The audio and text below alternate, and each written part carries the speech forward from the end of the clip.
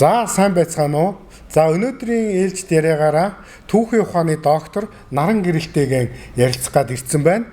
За өнөөдрийн миний урилгыг хүлээж авсан Наран Гэрэлтэй баярлалаа. За баярлалаа.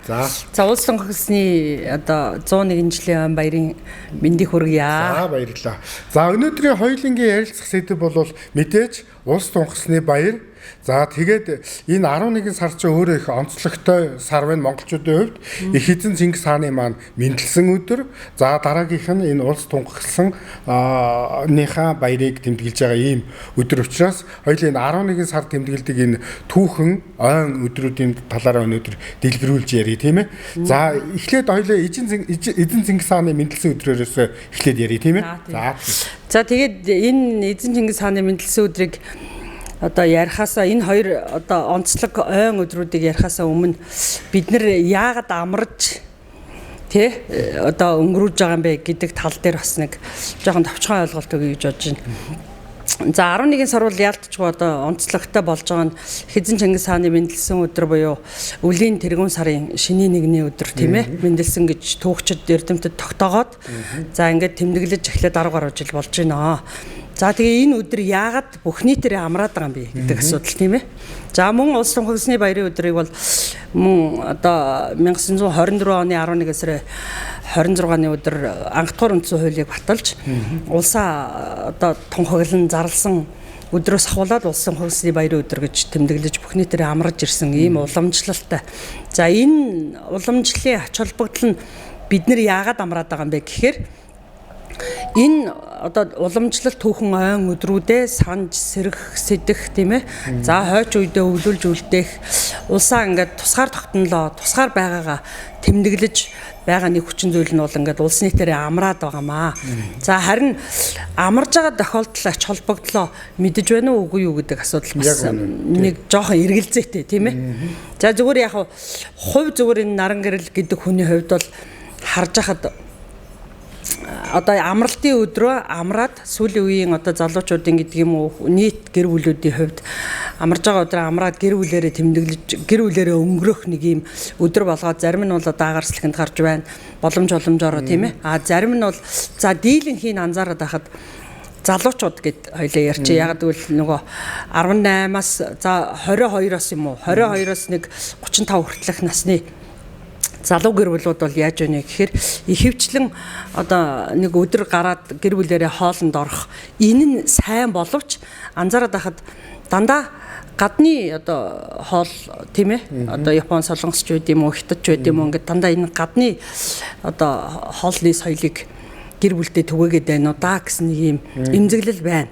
Харин би бол яадаг вэ гэхээр эсэргээрээ гэртээ нөгөө сайхан гурилтай шүлээ хийгээд нөгөө тийм ээ махаа чанаад тэгээд энэ өдөр ийм ач холбогдлыг түүхч хүний хувьд бол өөр хүмүүстээ ярьж өгөөд за гэх мэтлэнгээр ингээд нэг гэр бүлэрээ халуун дул овор амьсгал төрүүлээд ингэж тэмдэглэдгийн хувьд ер нь чадвал энэ чиглэл рүү явуулах. Яг гэвэл нөгөө энэ эх оронч үзэл үндэсний үзэл Монгол бахархал Монгол төлөвшлийг бид нар хойч үедээ төрүүлэх ёстой учраас энэ амраад байгаа ач холбогдолтой өдрүүдээ яг энэ Монгол өв соёл Монгол ёс заншил Монгол ахуйга үр хүүхдүүдэд мэдрүүлэх энэ зүйл рүү энэ залуу гэр бүлүүд маань нийт Монголын ард иргэд маань бол чиглээсэ гэж бас хүсэж байна. За бас уриалчиж бас болно тийм ээ.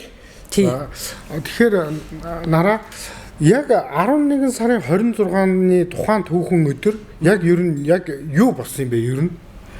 Энэ анх дугаар үндсэн хууль батлаад тэгээд анх дугаар үндсэн хуулиа батлаж улс түмэндээ зарлаж тийм ээ бид нар ингээд үндсэн хуульд бүгд найрамдах засаглалтаа улс боллоо гэдгийг ингээд зарлан тунхагласан учраас бид нэр тусгаар тогтнолоо бас нэгэн үйл явдлаар баталгаажуулж байгаагийн шинж тэмдэг багхгүй юу. За энэнийг ярихаас өмнө бид нар тусгаар тогтнолоо гэж ярих юм бол 11 оны үндэсний эрхчлөөний хувьсгал 21 оны хувьсгалыг ярина тийм ээ. За 11 оны үндэсний эрхчлөөний хувьсгал бол үндэсний эрхчлөөний гэж нэрлэдэг нь ямар учиртай юм бэ гэхээр нөгөө манжин эрхчлээс гараад үндэстэн өөрсдөө дотооддоо зөвхөн монголчууд дотооддоо тэмцэл хийгээд Богд хамт олноор өгсөн Монгол улс уу Богд хамт Монгол улсыг байгуулад шашин төрийн хослон барих 2 сны сургаалыг хэрэгжүүлээд ингээд явж исэн үе. За тэгтэл энэ яасан бэ гэхээр харийн төрөмгийлэгчдийг Монгол газар нутгаас хөөн зайлуулах тийм ээ монголоор бүр тусгаар тогтнолоо бүр сэргээ мандуулах гэсэн энэ одоо үзлийн дор 11 оны хувьсгал үнд суурь нь болоод 21 оны хувьсгалыг хийх одоо нөхцөл бүрдэж эхэлсэн. За ингээд анх одоо зөвлөлт хаант Орос улсаас тусламж дэмжлэг гуугаад хүсээд одоо болоогүй гэдэг юм ингээд маш олон хүчин зүйлүүдийг яриад тэгээ ингээ 21 оны хувьсгал ялаад гэдэг нь 21 оны хувьсгалын онцлог нь юу юм бэ гэхээр харийн төрөмгийлэгчдийг Монгол нутгаас хөөн зайлуулсан. За ингээд энэ одоо юу гэдгийг явцдаа бол нөгөө шашин төрийг хослон барьсан 2-ны сургаалыг нэг дор хэрэгжүүлж ийсэн шашныг төрөөс одоо тийм ээ тусгаарлаад хэмжээ цаацтай болгоод Богтааныг ингэсэн. Ингээд одоо нөгөө хувьсгалын үйл ажиллагаагаа хийгээд хувьсгалаа ялаад за тэгээд улс орноо цааш нь яаж хөгжүүлэх вэ? Ямар чиг баримжаатай хөгжүүлэх вэ гэдэг асуудал дээр тулгараад ирэнгүүт 1921 оноос ахуулаад энэ үндсэн хуульд бүгд найрамдах тогтолцоог бий болгоё. Хамгийн одоо зөв зарчим юм байна гэж одоо үндсний үндсэн дээрээс тухайн үеийн энэ хувьсгалын төлөөлөгчд одоо төр барилцж байгаа хувьсгал хийлцэж байсан нөлөө бүхий хүмүүс бол үдсэн. За тэгээд энэний нөлөө бас энэ Богтааны нөлөө байгаа. Яг гэвэл Богтааны өөрийн одоо үндсэн үзэл бол их ардчилсан одоо юу гэдгийг чиг баримжаалсан хүн учраас яг гэвэл нөгөө сайн нэгэн хаан намнан сөрөнгөч гэдэг юм уу тийм ээ гадагшин одоо томилж явуулаад гадаадын одоо төрийн бүтэц тогтолцоотой танилцаа дээр гэх мэтлэнгээр ингээд төлөөлөгчдийг явуулаад энэ юм үзүүлээд нөгөө нүд тайлуулаад гэдэг шиг ингээд энэ төрийн тогтолцоог зөв зарчимд хэрэгжүүлэхийг бас хэрмэлцэжсэн хүн байгаа байхгүй юу. За тэгээд энэ үндсэн дээрээсээ яасан бэ гэхээр тухайн үеийн нөлөө бүхий улс орнуудын одоо үндсэн хуулийг тийм ээ бүр үндсэн хууль боловсруулан батлах комисс гэж байгуулад за тэгээд энэ комисс одоо 3 жил гарны хугацаанд ажиллаад ерөнхийдөө нөгөө 21 оноос хойш гэсэн үг шүү дээ тийм ээ хувьсгал яснаас хойш энэ үндсэн хуулийг судлаад орчуулад за үндсэн хуулийн үндсэн бүтцэн ийм байдгийм байна. Улс орон бол энэ үндсэн хуулийг ийм бүтцтэйгээр одоо боловсруулж батлаад хэрэгжүүлдэг юм байна гэдэг ийм үндсэн ойлголтоо аваад за дээрэс нь энэ одоо Монголын нийгмийг цаашид Монгол одоо үндэстэн хусаатанд тийм ээ тулгуурлаж яаж хөгжүүлэх вэ? Ямар чиг баримжаатай хөгжүүлэх вэ гэдэг үндсэн ойлголтуудаа суулгаж өгөөд ингээд анхны үндсэн хууль баталсан. За тэгээд одоо юу гэдгийг 21 оны 1992 оны үндсэн шинэ үндсэн хууль батлахтаа л ер нь ардчлалыг тунхагласан гэж бүх нийтээр ойлгоод байдаг бол үгүй. Яг гэвэл анх дугаар үндсэн хуульд хүртэл энэ ардчилсан ёсны зарчмууд бас хамгийн анх сугдж өгснөөр бас онцлогтой. Тэгэхээр энэ үзэл баримтлал бол нөгөө хуультай үндсэн хуультай парламент бүгд найрамдах засаглалыг тогтоох үндэс суурийг тавьсан. А энэ одоо хэмжээ зарчимд тулгуурласан энэ нийгмийг бүтээх зөв нийгмийг бүтээх гол үндэс болж үндсэн хуулиа баталсан гэдгээрээ хамгийн өндөр ач холбогдолтой. Одоо нэг нараа нэг ийм асуулт надад гарч ирж байна л да. Одоо ингээд 24 оны 11 сарын 26-нд монголчууд бид нэр анх дугаар үндсэн хуулиа баталжээ. Тэгэхээр нэг ийм асуулт одоо ургаж гарч ирж байна л да. Энээс өмнө бид нэр Монгол улс одоо Богд хаант Монгол улс гэж байгаа тий. Тэгэхээр бид нэр ер нь тэрнээс өмнө үндсэн хууль гэдэг юм байхгүйсэн юм уу? За яг үндсэн хууль гэж одоо юу гэдгийг нэрлэгдээд батлагдаад одоо байсан зүйл бол тийм ээ анх дугаар үндсэн хууль гэж нэрлээд байгаа. Үндсэн хууль гэдэг утгаар нэршлээрээ. А тэрнээс бол одоо Богд хаант Монгол улсын үед бол зарилгаар тогтоосон хууль зүйн бичиг гэдээ байлаа. Энэ чинь тухайн үедээ баг үндсэн хуулийн хэмжээнд шахуу хэрэглэгдэж байсан хууль. За тэрнээс өмнө одоо халах журам байна, халах ойрдын цаад зочиг байна. За тэгээд бүр өргөжлүүлэх юм бол нөгөө их засаг хууль байна гэх мэтлэнгээр ингээд манайхан ч ер нь түүхэн үечлэлдээ бүгд хууль хэрэгжиж исэн болсон байхгүй юу?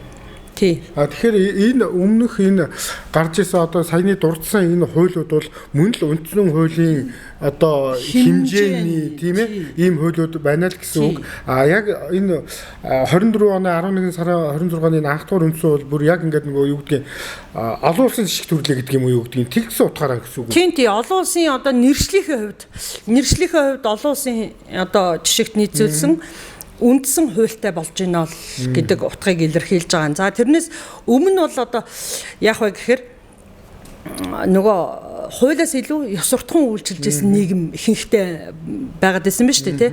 А тгээгүү үеүүдтэй бол яг вэ гэхээр үндсэн хуулийн хэмжээнд хэрэглэхүйц хэмжээний хуулиуд бол үйлчилж исэн байна гэж одоо ойлгох хэрэгтэй.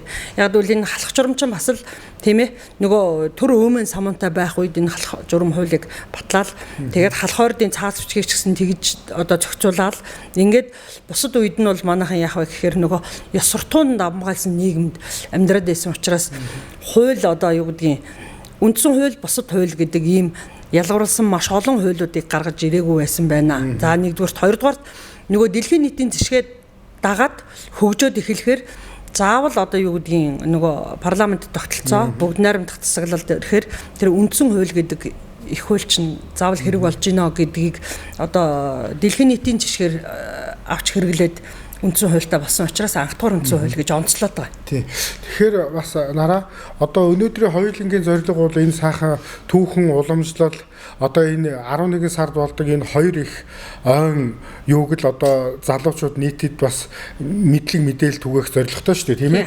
Тий, ач холбогдолтой. Тэгтэл одоо яг бас энэ Эзэн Цингис хааны төрсөн мэндэлсэн өдөр за энэ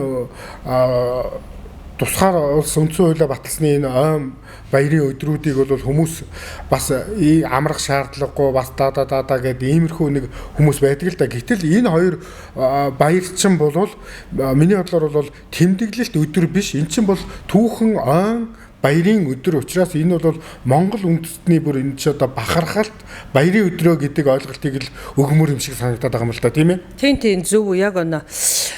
За яг амрахгүй ч байж бас болно л та ууг нь. А гэхдээ ер нь нөгөө нэг ээлжийн ажилтаач гэдэг юм уу тийм ээ. Зайлшгүй одоо юу гэдгийг тангар гөргсөн эмч одоо төрийн тусгай албаагч гэдэг юм уу. За үйлдвэрийн ажилчид гэдэг юм уу ажилдаг хүмүүс байгаа шүү дээ. Тэгээ хөдөлмөрийн хуулиараа зохицуулаад тэр чинь нөгөө 1.5 дахин нэмэгдүүлсэн цалин хөлс олгоод ингээд явж байгаа. За цалинтайч бай, цалингүйч бай. Одоо энэ амрах нөхцөлийг бүрдүүлж байгаа. Бид нэг өдөр ч гэсэндээ өнөөдөр ер нь аливаа зүйлийг эргээр хүлээж авах зүйтэй байх гэж бол би боддог учраас одоо жишээ нь миний хувьд бол би бас нэг залуу гэр бүлийн төлөөлөл гэж өөрийгөө бодоод байгаа юм тийм ээ. А тийм учраас миний хувьд бол яаж ийна гэхээр нөгөө нэг өдөр сайхан нөгөө өвгдээцийнхаа ач буйнаар амраад гэр бүлдээ сайхан цаг зарцуулаад за мөн өөрийнхөө дуртай ажлыг хийгээд өнөөдөр жишээ нь чивтээр улс тунхагласны баярын өдөр амарж байгаагийн ач холбогдлоор нөгөө соёнгийн гэр бүлх ажиллаа хийж штт тийм ээ. Гэх мэтлэнгээр ингээд дуртай зүйлээ хийгээд амрах энэ боломж нөхцөлийг бүрдүүлж байгаа учраас бид нар бол өвгдээцтэй талархаж одоо хүлээж авч харин ч бүр энэ одоо үүргээ тий ойн баярын өдрүүдийг үндсэн үүргээ одоо иргэний үүргээ хүлээгээд бид нар ямар ч байсан энэ Монгол өв соёл, Монгол түүх тийм ээ Монголын гэсэн онцлогтой зүйл болгоныг ядчил үр хөвгттэй тийм ээ нөлөөлөх боломжоор нөлөөлөх ёстой гэж бол би ойлгож байгаа. Яг үн тэгэлгүй яг. Тэгээ хамгийн чухал нөгөө нэг энэ одоо бид нар өөрсдийнхөө хүүхдүүдэд яагаад амраад байгаа юм бэ гэдэг учир шалтгааныг хилээд өгчвөл энэ хүүхдүүд чинь биднээс илүү одоо нөгөө ухаантай штэ гэдэг шиг эдний одоо нийгэм хөгжлийн явц нь өөр учраас эднэр чинь бид нар ийм учраас амрах ёстой юм байна штэ гэдгийг зөв зохистой тэмдэглээд зөв зохистой найс нөхдөд хилээд яваад сурчих байхгүй юу. Тэгэхээр бид нар тийм хэмжээнд өөрсдөө одоо амрах ёстой гэж бодоод байгаа. Тэрнээс бид нар амарж гинэ гэд юу дуртайгаа хийгээд байгаа нь бол яг зөвхөн хүний эрхийн асуудал байх л да. Гэхдээ л бид нар энэ ямар үндсэн үүрэг байд юм бэ гэхээр би бол ингэж боддیں۔ Түүхч өнөөхөө хувьд ч тэр иргэн өнөөхөө хувьд ч тэр та Монгол хүн болж л энэ Монголын газар шороон дээр төрсөн бол нөгөө унсан газар угаасан ус гэж байдаг тийм ээ. Энэ Монгол өв соёлыг тээгч болж төрдөг байхгүй юу? Тэгээ бүр нөгөө нэг үүрэг нь дамжуулагч байхгүй юу?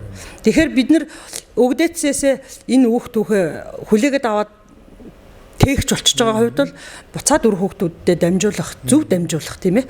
Эх оронч үзэлтэй болгох, зөв монгол хүн болгох, зөв төлөвшлиг олгохын тулд одоо яг энэ бидний сэргээнд сануулад байгаа энэ түүхэн ойн тэмдэглэлт өдрүүдийн ач холбогдлыг бид нар үгүй нэг ч ихсэн хүнд ярьж өгж явах тийм ээ. Нэг ч ихсэн хүнд таниулж явах хэрэгтэй. Ийм л юм байгаа. Тэгээд ер нь бол нөгөө ахыгаар одоо юу гэдгийг хөгжөөд ахыгаар суралцаад ирсэн манай Монгол уламжлалыгаа бодох юм бол би бол одоо их хүний хувьд л бас өр хөлтөдөө аль болохоор Монгол хоолоо хийгээд өгөх тийм ээ. Аль болохоор л нөгөө энэ Монгол одоо ойн тэмдэглэлт өдөр маань яагаад ажлын өдөр ч гэсэндээ дохиогт нь амраад байгаа юм бэ гэдэг учир холбогдлыг л ярьж өгөөл тий ойлгож таниулж мэдрүүлж явахгүй л одоо явж байгаа юм аа л да.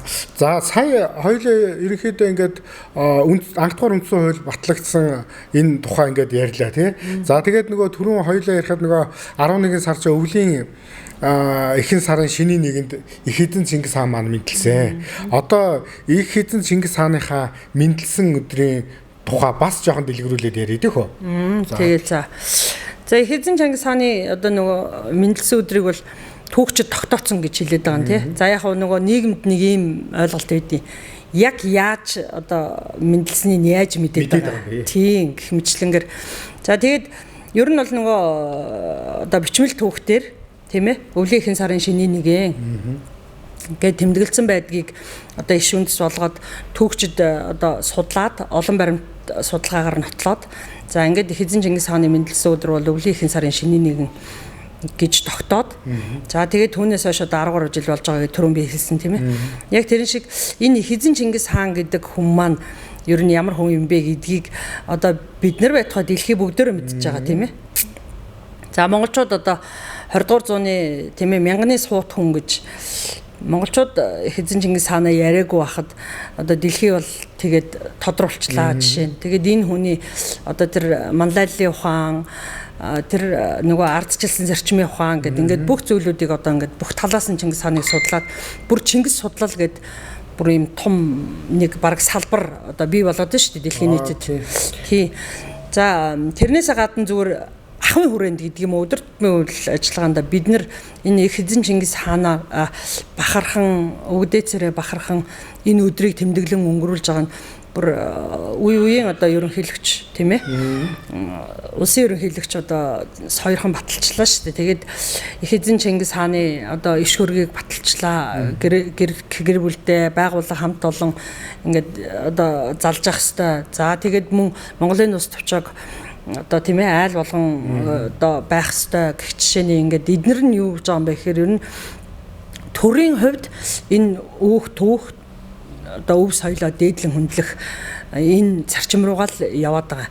За тэгээд энэний бас нэг одоо тэмдэглэлт өдөр гэдэг нь юу юм бэ гэхээр энэ их эзэн Чингис хааны мэдлсэн өдөр буюу өвлийн ихэнх сарын шинийн нэгний өдрийг Монгол бархлын өдөр болгон тэмдэглээд за тэгээд тэргээрээ бол одоо юу гэдгийг Чингис хаан одонг тийм ээ төр нийгэмдээ тухайн салбартаа одоо манлайлж тийм ээ үнэтэй хувь нэмэр оруулсан хүмүүст одоо өгж байна.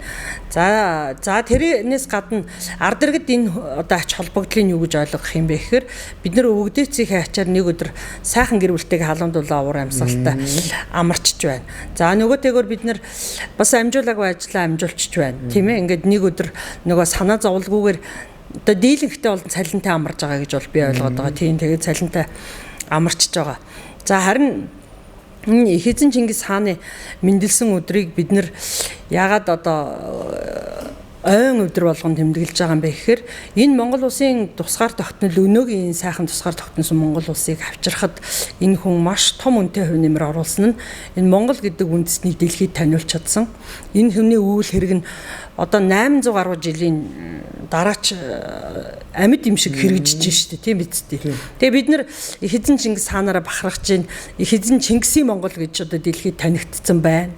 Тэгэхээр эн чинь яаж байгаа юм бэ гэхээр ер нь их эзэн Чингис хаан маань энэ 800 гаруй жил одоо яг л ингээд амьд оршиж байгаа юм шиг энэ нөхцөл байдлыг биднэрт бүрдүүлж өгж байгаа чинь энэ хүний хамгийн том нөлөө ач холбогдол байхгүй юу. Тийм учраас энэ өдрийг бол бид нар өвлийнхэн сарын шинийн нэгний өдрөө сайхан тэмдэглэж өнгөрүүлээд одоо Чингис хааны музей гэдэг нэг сайхан музей байгуулагдчихлаа тийм ээ.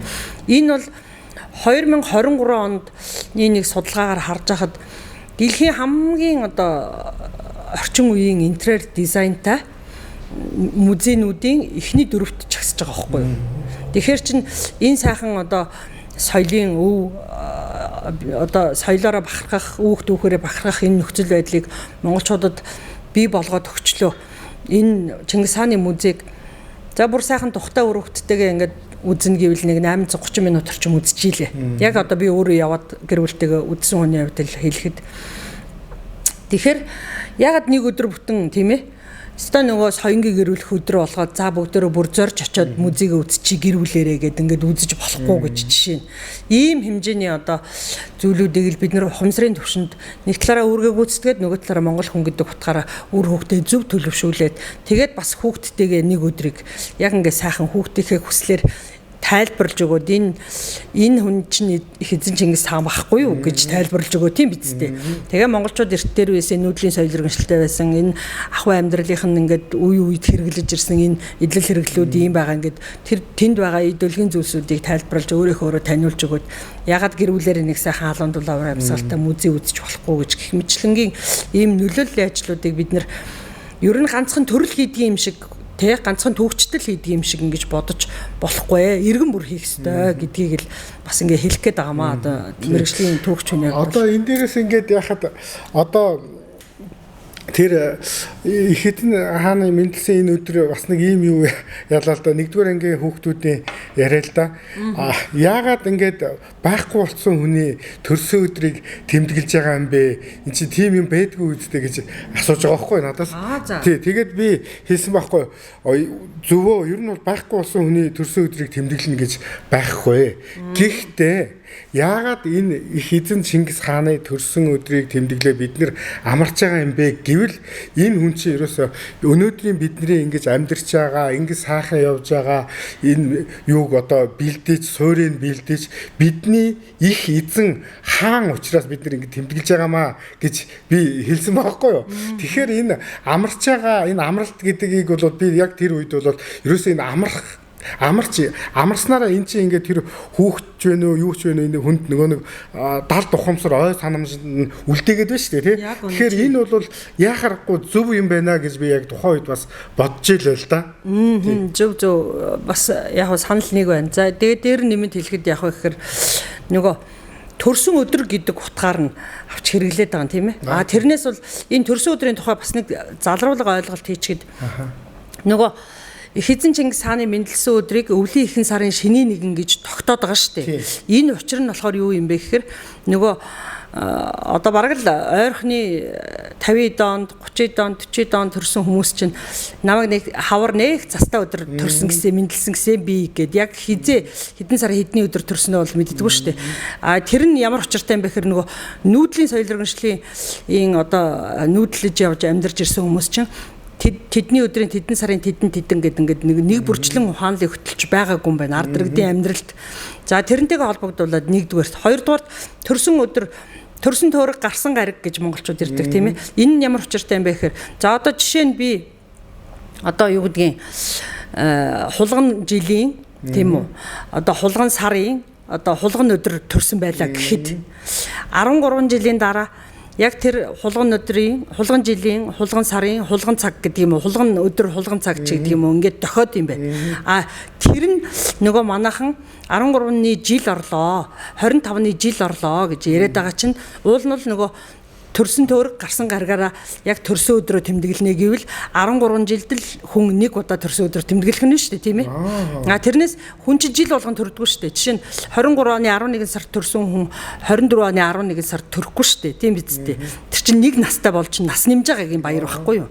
Тэгэхээр энэ төрсөн өдрийн ойлголт гэдэг зүйлийг бол зөвхөн нөгөө Европын соёлоороо гэдэг юм уу одоо нийтийн соёлоороо тийм нөгөө дэлхийн нийтийн соёлоороо төрсөн өдөр гэж ойлгож тэмдэглээд байгаа болохоос шүүл Монгол уламжлалаараа бол бид нэр 13 жилд нэг удаа төрсөн өдөр тэмдэглэх хэрэгтэй юм байна. Зөвхөн энэ орчин үеийн нийтийн соёлоороо бол юу гэж тайлбарлах вэ гэхээр энэ эзэн Чингис хааны мэндэлсэн өдрийг яг түүхэн ач холбогдлынх нь хувьд л төрсөн өдөр болгож мэндэлсэн өдөр болгож Монгол бахархлын өдөр гэж тэмдэглээд монголоороо эзэн Чингис хаанаараа бахархъя, Монгол өөх түүхээрээ бахархъя, Монгол өв соёлоороо бахархъя. Тэгээд нөгөө энэ бахархаж байгаа үйл явдал нь өстой нөгөө далд ухамсарын хэмжээнд хүртэл энэ хүүхдүүдийн сэтгэх үед бид нар чинь эзэн Чингис хааны мэндэлдэг өдрөө нэг өдрөө амардаг штэ гэдэг нэг ийм сэтгэхүйн одоо тархлаас суулгаад байгаа ойлголт юм байна. Тэгвэл бараг бид нэр эзэн хааныхаа энэ мэндэлсэн өдрийг төрсөн өдөр гэхээсээ илүү мэндэлсэн өдөр гэвэл их хүндэтгэлтэй бөгөөд хамгийн зохимжтой болох гэж байна гэсэн үг шүү дээ тийм үү? Тийм яг үнэн тийм мэндэлсэн өдөр гэж хэлээд тэгээд дээрэс нь яг вэ гэхээр нөгөө Монгол бахархлын өдөр гэдэг айгүй зөв том ялчиж байгаа байхгүй энэ өдрийг. Тий. Тэгээд Монгол бахархлын өдөр гэхээр бид нэр Монгол гэсэн болгоноороо бахарх юм шүү дээ. Тэгээ энэ Монгол гэсэн болгоноороо бахархна гэд яг л хүүхдүүхээ буцаагаад бодохоор үнэхээр 13 дугаар зуунд Чингис хааны үед монголчууд хөгжлийнхөө дээцэгт хүрч исэн. За энэний ганцхан жишээ хэлэх юм бол тэр төрийн судалтаа суугаад тий төрийн хэрэгээ явуулахдаа 5 хизгээ яаж хүлждэг байсан гэдэг хүртэл ёс заягтай байсан. А энэ ингээд бүр нөгөө ахуйн соёл одоо нийгмийн соёл гэд төрийн соёл гэд ингээд мэдлэг хүндлэх гэд ингээд яриад үзэх юм бол энэ түүх ахуй энэ зүйлүүд чинь бүгд яг зүгээр манайхан зарим зүйлийг шашинтай холбож тайлбарлаад байдаг те. Шашны ойлголт биш энэ Монгол уламжлалт соёл юм аа. Энэгээрээ л бахархъя л гэж яриад байгаа өргөн утгаар нь. Тийм. Тэрнээс одоо түрүүний чиний асуусан асуулт шиг нөгөө энэ төрсөн өдөр тийм ээ байхгүй хүний төрсөн өдрийг яагаад тэмдэглээд байгаа юм бэ гэж асуувал эн чинь төрсөн өдөр нь биш ээ. Энэ хүний мэндэлсэн өдөр нь. Тэгээ энэ хүн яагаад гэвэл энэ 800 гаруй жилийн турш энэ Монгол гэдэг зүйлийг тодтогч өгж байгаа энэ хүний хийсэн үйлээр нь бид нар энэ хүнд бахархах өдөр юм аа. Тэгээд бас бидний их эзэн хаан тийм. Энэ хүний хийсэн үйлээр нь бид нар бахархах юм аа гэдгийг л бас тодтогч тайлбарлаж өгвөл бас илүү зохимжтой байх гэж бодож байна тийм ээ. Тий. За тий. Одоо энэ өвлийн одоо Монгол цаг тоол гэдэг чинь бас өөрөө их онцлогтой цаг тоол тийм ээ. Одоо энэ өвлийн ихэнх сарын шинийн нэгэн гэдэг бол одоо юу гэдгийг сая бол 11 сарын Илээ 20 хэдэн тохиолдол 21 тохиолдол шүү дээ. Тэгтэл дараа жилийнх бол бас энэ өдрөө бас 21-нд тохиохгүй шүү дээ. Нөгөө өвлийн ихэнх сарын шинийн нэгэн чинь арай өөр өдөр тохиох учраас тийм ээ. Энийг бол бас манай энэ хүүхд залуучууд бас зарим нь бас ойлгохгүй байх шиг байна л да тий. Тий. За яг нөгөө 12 жилийн тоолол буюу нийтийн тооллороо гэж нэрлэдэг байгаа тий. Нийтийн тооллороо бол 11 сарда тохиогод байгаа. Манайх ч нөгөө арга билгийн гэдэг одоо тооллыг бас давхар ашиглаж Монгол тооллоо ашиглаж явдаг одоо энэ улсын хувьд бол яг вэ гэхээр нөгөө бэлгийн тооллын буюу өвлийн ихэнх сарын шинийн нэг нь 11 сарын аль нэг өдрөл тохиох байхгүй юу? Тэгэхээр тухайн өдөр нь нөгөө өвлийн ихэнх сарын шинийн нэгнээрээ тооцоол бэлгийн тооллын тийм ээ өвлийн ихэнх сарын шинийн нэгнээрээ тооцоол тухайн өдрөө одоо амарч тэмдэглэж өнгөрж явахаар бүр одоо Монгол Улсын ерөнхийлөгчийн зарлиг гарцсан. Тий. Энэ Монгол Улсын ерөнхийлөгчийн зарлиг нь бол нөгөө түүхчдийн судлаад, харьцуулаад энэ өдрөл Хэзэн Чингис хааны мэндэлсэн өдөр буюу Монгол бахархлын өдөр гэж тэмдэглэж түүхээ таниулан сурталчилж байя гэдэг энэ одоо шийдвэрийн дагуу бол баталгаажсан учраас за магадгүй дараа жилийнх өвлийн ихэнх сарын шинийн нэг нь 11 сарын 5-нд ч юм уу магадгүй 6-нд ч юм уу байж болох юм. Тий. За нөгөө талаар хоёулаа нөгөө 11 сард тохиодог хоёр одоо түүхэн ойн өдрийн талаар ярьж байгаа учраас улс тунхагласны баярын өдөр бол ямар учиртай юм бэ гэхээр нөгөө анх дугаар үндсэн хуулиа батлаад тунхагласан өдөр буюу 24 оны 11 сарын 26-ны өдөр гэдэг яг тогтсон өдөр байгаа. Энэ бол мөн жил болгоны 11 сарын 26-ны өдрөөл бид нэр тэмдэглэж бүх нийтээрээ амарч одоо өнгөрүүлж явах ийм хоёр одоо ялгаатай өдөр юм байгаа шүү. Тий гэж байгаа. За зүгээр бүр одоо том зургаар нь харах юм бол бидний үүх түүхээ санан дурсаж тийм ээ тусгаар байгаагаараа бахархан тэмдэглэх бол хоёр ийм онцлогтой өдөр юм шүү гэдгийг бол таниулж байгаамаа. За өнөөдөр ингээд энэ их сайхан өдөр миний урилгыг хүлээж авсан энэ хоёр сайхан түүхэн ойн баярын өдрийн тухай бас дэлгэрэнгүй сайхан ярьж өгсөн одоо наран гэрэлтэй маш их баярлалаа. За тэгээд цаашдын ажилд эрдэм судлалын ажилд амжилт хүсье. За баярлалаа. Энэ одоо тийм ээ үүх түүхээ түгээн дэлгэрүүлэх зөв үйлийг одоо нийгэмд сурталчлан таниулах өөрийнхөө дуу хоолойг хүргэх энэ ажилд чинь бас амжилт хүсье. За баярлалаа. За баярлалаа. За